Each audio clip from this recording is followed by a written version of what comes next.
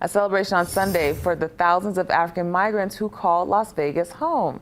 The 5th annual Africa Day celebration was held at Desert Breeze Park, and it was organized by the African Diaspora of Las Vegas, which is a social nonprofit started 5 years ago to bring together 60,000 people of African descent who live in Las Vegas.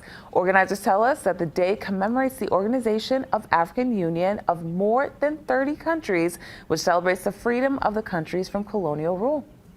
We serve the community. We were birthed to serve the community, whether it's health and wellness, whether it's family events, whether it's financial literacy, whether it's just cookouts like this. We bring the community together so we can provide resources to help them elevate their lives.